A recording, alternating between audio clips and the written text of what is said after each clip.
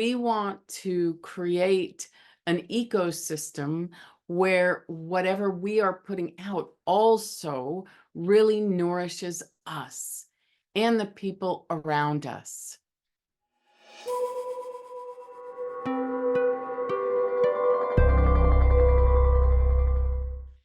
So how do we do this? How do we get there?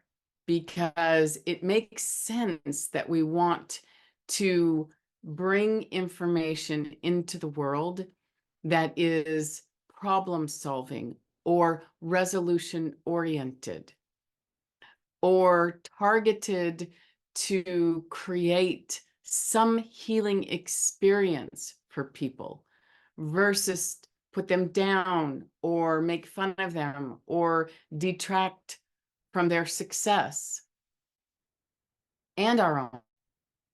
So let's start by looking at all the ways that we can be mindful of how we're communicating and be clear about if what we're saying matches who we are saying that we want to be.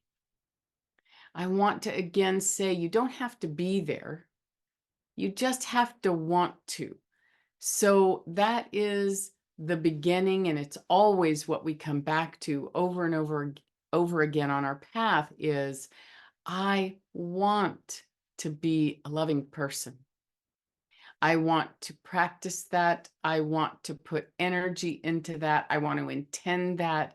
I want to engage in that. That's what I want. And when that becomes dialed in such a secure way that it's immovable in me, then from that place, I can start to ask myself, is this conversation a reflection of the core of my being, of wanting to be a loving person? Is what I'm communicating here or doing here reflective of that? Am I aligned with myself? Is everything I'm saying and doing, is it a manifestation of my path in a positive way? So the first practice is not to be hard on yourself, not to judge yourself, but to observe and see and watch. Are there places in my life where I lose my footing of my path? Now, if I'm watching and I see, okay, when I'm with these people, I complain. When I'm with this person, I vent. When I'm with these people, I feel a little irritated and agitated and angry. And now I can begin asking myself, what are the ways that I can change and bring something brand new into every relationship and every conversation? First, one of the things that I would say is, as I begin seeing my patterns of communication, I can creatively figure out how I want to show up in that particular relationship in just a different way. Let's imagine that we don't have to all of a sudden be amazing and loving. We just have to be different to break a cycle or break a pattern. One of the ways that you could begin bringing change into different relationships that feel like they have a negative part is to tell jokes. Just try to create some fun or funniness, even if it feels forced. You do it anyway, just again to break a cycle and break a pattern.